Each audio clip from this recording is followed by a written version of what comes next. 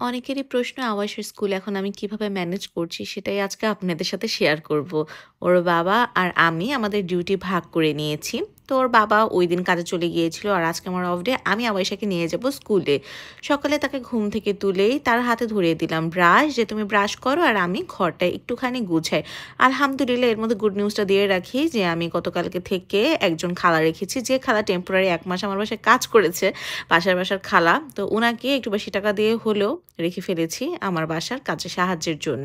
বিছানাটা গুছায়ে ব্রেকফাস্ট বানাতে চলে আসলাম। আর আজকে ব্রেকফাস্টে আমি দিব এগ বার্গার। বানানা ছিল এবং পাউরুটি বানিগুলো কিন্তু বেশি দিন রেখে খাওয়ানো যায় না, তাই ভাবলাম এটা দিয়ে কিছু একটা বানাই ফেলি। এবং সকালে একটা ডিম খাওয়াই দিলে না অনেকক্ষণ পেটে খাবারটা থাকে। সো আমার কিন্তু খুব ইজিলি একটা বার্গার বানানো হয়ে গিয়েছে, এটা হেলদিও বটে। অনেকেই আমার কাছে স্যালাড ড্রেসিংটার নাম জানতে চেয়েছেন। এটা হচ্ছে কিউপি মেও। এটা আপনি বাণিজ্য মেলাও পেয়ে যাবেন। আমি স্বপ্ন থেকে কিনেছি। তো আবাসাকে দেখেন এটা দেওয়ার সাথে সাথেই সে মানা করে দিল যে না, সে খাবেই না। তো তাকে একটু ব্রেকফাস্টটা করিয়ে এখন আমি থালা বাসন ধুতে চলে আসলাম। তারপরে আবাসার টিফিন রেডি করব। গতকাল রাতেই আমি নুডলস বানিয়ে রেখেছিলাম। তো ওকে আমি নুডলস দিয়েছিলাম, আঙুর দিয়েছিলাম এবং পেঁপের হালুয়া নাড়ু দিয়েছিলাম, যেটা রিলস আমি অলরেডি আপনাদের সাথে শেয়ার করেছি।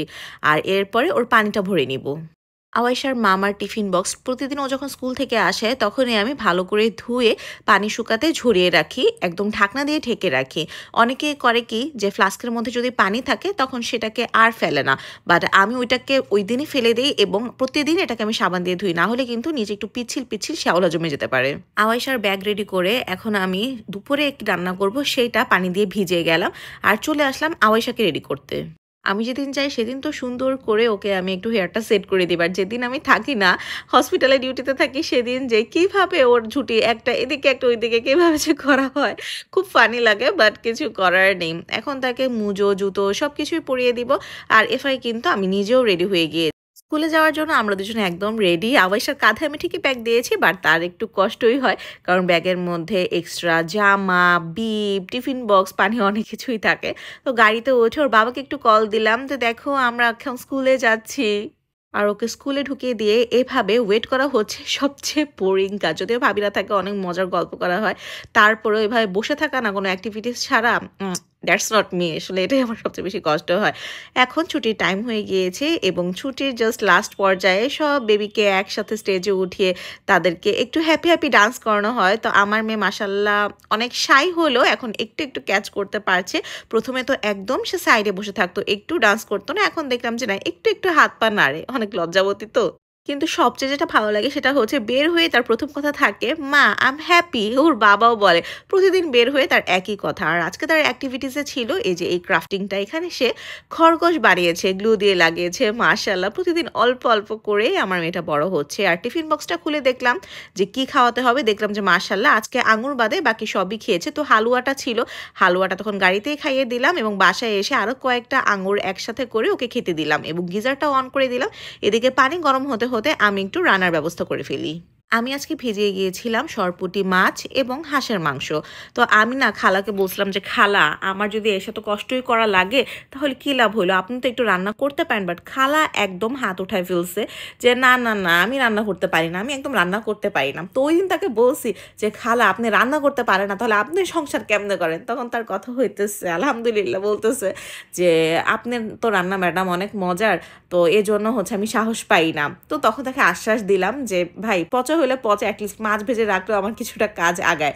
তো ওই দিন আমি যে সরপুঁটি মাছ ভিজেছিলাম সেটাই এখন ভাজবো। আগে প্ল্যান ছিল যে শুধু ভাজি খাবো, পরে ভাবলাম যে না, সবজি আছে, একটু ওই যে শিম আলু দিয়ে টমেটো দিয়ে একটু ঝোলই রান্না করি, এটা করবো। আর হাঁসের মাংস রান্না করব আজকে, কিন্তু হাঁসের মাংসটা আজকের জন্য না, হাঁসের মাংসটা আমি মেনলি কালকের জন্য রান্না করব, বিকজ কালকে আমি একটু খিচুড়ি রান্না করব। সো দ্যাটস ওয়াই আমি আজকে হাঁস রেডি করে ফেলবো।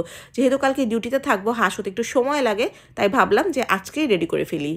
এই হাঁসগুলো কিন্তু বেজিং হাঁস, এগুলো ক্লিন করা অনেক ইজি, হতে সময় তুলনামূলক কম লাগে। ফার্মের হাঁস যেহেতু অনেকে এটা পছন্দ করবে না, এবং সত্যি কথা বলতে যে নর্মাল যে রাজহাঁস থাকে অথবা দেশি হাঁস, ওই রকম সুন্দর স্মেলটা এটার মধ্যে নেই। বাট আমার কাছে কিন্তু একদমই খারাপ লাগেনি, আমার কাছে যথেষ্ট মজা লাগছে, কারণ এটা ক্লিন করা এত ইজি। সো আমার কাছে খুব ভালো লাগছে। তো এখানে কিন্তু আমার মাছ ভাজি হয়ে গিয়েছে। সরপুঁটি মাছটা না আমার একটু বেশি ফ্রাই করলেই ভালো লাগে, আদারওয়াইজ আমার কাছে তেমন একটা ভালো লাগে না। সরপুঁটি মাছ একদম যখন ফ্রাই মুচমুচে হয় ওইটি আমার বেশি ভালো লাগে। যদিও আজকে আমি শিম আলু দিয়ে রান্না করবো, তারপরেও কিন্তু দেখুন আমি বেশ মুচমুচে করে ফ্রাই করেছি। মাছ ভাজার পরে আলু শিম আলাদা করে কষানোর পরে মাছের সাথে দিয়ে আবার একটু কষিয়ে নিলাম। এরপরে আমি এটার মধ্যে ঝোল দিয়ে দিব। আর এখানে আমার নিজের জন্য একটু সবজিও রান্না করব। তো আমার ওই বেসিক সবজি যেটা আমি সবসময় রান্না করি, নতুন করে রেসিপি দেখানোর কিছুই নেই। ঘিয়ের মধ্যে একটু শুকনা মরিচ ফালি দিয়ে এটা একটু ভেজে সব ধরনের সবজি দিয়ে এটার মধ্যে জাস্ট একটু হলুদ, পাঁচফোড়ন গুঁড়া, লবণ দিয়ে আমি দম দিয়ে ঢেকে দিই, এটাই। আর এখানে কিন্তু দেখেন যে সরপুঁটি মাছটাও আমি একটু কষতে দিয়েছিলাম। আমি তেল খুবই কম ইউজ করেছি, জাস্ট ভাজার জন্য যতটুকু তেল দিয়েছিলাম ওই তেল দিয়ে রান্না করব, বেশি তেল আমি ইউজ করব না। এটাই কিন্তু অনেক বড় হেল্প। দেখুন রান্না করাটা আমার কাছে মনে হয় খুব কঠিন কিছু না এবং খুব সময়ও লাগে না যদি কেউ রান্না করতে পারে। বাট এই যে প্রসেসিংগুলো, আওয়াসাকে স্কুলে দিয়ে এগুলো যদি আমি কাটাকাটি করতাম, তারপর হাঁস বাঁচতে বসতাম, তাহলে আমার খবর হয়ে যেত। কিন্তু যেহেতু খালা কেটে কুটে দিয়েছে, এখানে গিজারে পানি গরম হতে হতেই আমি মোটামুটি 2টা রান্না কমপ্লিট করে ফেলবো। আর হাঁসটা আস্তে আস্তে হোক, ওইটা প্রবলেম নেই। আমি গরুর মাংস এত ভালো রান্না না করলেও হাঁস মাশাল্লাহ দিলে খুবই মজা হয় আমারটা। আমি নিজেই বলি আমার হাঁস রান্না খুবই মজা হয়। গরুর মাংস যে কেন মজা হয় না সেই রহস্য আমি এখন পর্যন্ত উদ্ঘাটন করতে পারলাম না। যখন জয়েন্ট ফ্যামিলিতে ছিলাম তখন কিন্তু আমি গরুর মাংস রান্না করছি, বেশ অনেক মজা হইতো। বাট এখন কেন হয় না সেটা একমাত্র আল্লাহ পাকই জানে। তো আমি কিন্তু হাঁসের মধ্যে আজকে একটা স্পেশাল কাজ করব, যেটা আমি কখনোই করি না কোনো মাংস রান্নার মধ্যে। একটু পরে আপনাদের সাথে শেয়ার করব যে কি করব। এদিকে হাঁসের মাংস কষানো শেষ, আর আমার কিন্তু অলরেডি সরপুঁটি মাছ যেটা রান্না করেছিলাম সেটাও হয়ে গিয়েছে, তারপর সবজিও হয়ে গিয়েছে। এখন এই যে দেখুন আমার হাঁসের মাংস কিন্তু আর এক্সট্রা কোনো পানি নাই, একদম জাস্ট তেল আছে। এখন আমি এটাকে ঝোল দিয়ে দিব, এরপর চলে যাব আওয়াইশার কাছে। আওয়াইশাকে আমি গোসল করে দিয়েছি, এখন তাকে লোশন লাগিয়ে তার চুল আঁচড়িয়ে আমি তাকে ছেড়ে দিব যে তুই একটু আবার নিজে নিজে খেল, আমি রান্নাটা কমপ্লিট করে আমার গোসল সেরে এরপরে তোমাকে খাওয়াতে বসবো। তো এখন বলি হাঁসের মাংসে আজকে এক্সট্রা কি করলাম, সেটা হচ্ছে আমি এরকম আস্ত রসুন দিব। আস্ত রসুন কিন্তু মেখে খেতে খুবই মজা লাগে, নর্মালি কখনো করি না, মানে আমাদের অঞ্চলের দিকে আসলে এই রান্নাটা নাই। বাট আজকে আমার মনে চাইলো যে একটু এরকম করি, কারণ হাঁসের মাংস তো ঝাঁঝরো হলে কোনো প্রবলেম নাই, এটা যেহেতু এক্সট্রা একটা ঝাঁজ দেয় ভালোই লাগবে। তো এটা ছিল আমার সবজির ফাইনাল লুক। আমি গোসল সেরে এসে এখন খেয়ে ফেলবো। আর আমার খাবারের মেনুতে হাঁসটা যেহেতু আমি ইনট্যাক্ট রাখবো, কাউকে আজকে খেতে দিব না, তো সরপুঁটি মাছ, সবজি, শসা আর লেবু নিয়েছিলাম। আমি খাওয়ার পর এখন আওয়াইশাকে খাওয়াবো। সরপুঁটি মাছে যেহেতু অনেক কাটা থাকে, আমি আজকে এত সময় নিয়ে এখন খাওয়াতে পারবো না, ওইটা রাতে খাওয়াবো। এখন দিনের বেলা আমি খাওয়াবো গতকালকে আমি পাঙ্গাস মাছ রান্না করেছিলাম সেটা। আওয়াইশাকে খাইয়ে হাঁসের মাংসের চুলা অফ করে এখন মা মেয়ে দুইজনই ঘুমাবো। আমরা দুইজন প্রচুর টায়ার্ড, আমাদের দরকার সুন্দর একটা ঘুম। আর ঘুম থেকে ওঠার পরে আওয়াইশা মাশাল্লাহ দেখুন চোখ খোলার আগে এত মিষ্টি মিষ্টি করে হাসে, এত মায়া লাগে।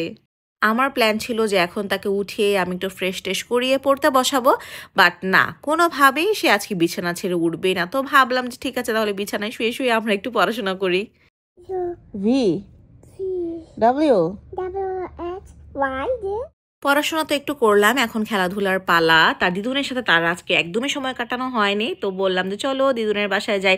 কি যে ঢং করতে থাকে, দিদুনের বাসায় যাবে শুধু, তো সেখানে গিয়ে সে নর্মাল থাকবে না, তার যে কত কিছু করতে হবে। দিদুনকে নিয়ে এখন বাইরে ঘুরতে যাবে, এটা ওইটা কিনবে। তো একটু পরে মা আয়েশাকে নিয়ে হাজির হয়েছে। আওয়াইশা একদম পুরো দমে রেডি হবে, দেখেন নিয়ে যে জামা, জুতা, ক্লিপস, সানগ্লাস কত কিছু যে বের হয়েছে। কেন? কারণ সে নিচে চিপস কিনতে যাবে, মানে ঢং। তো আসার পরে এখন তাকে আমি ডিনার করাবো, তারপরে শাওন এসেছিল, সো আমি কোনো ক্লিপ আর দিইনি। আর রাতের বেলা আমরা দুইজন জামাই বউ একটু টাইম স্পেন্ড করি, মুভি দেখতেছিলাম। এই তো ছিল আওয়াইশার স্কুলের টাইমে আমার সারাদিনের রুটিন। সবার কেমন লাগলো আজকের ভিডিও অবশ্যই জানাবেন, ভালো লাগলে শেয়ার করবেন। থ্যাংক ইউ ফর ওয়াচিং, আল্লাহ হাফেজ।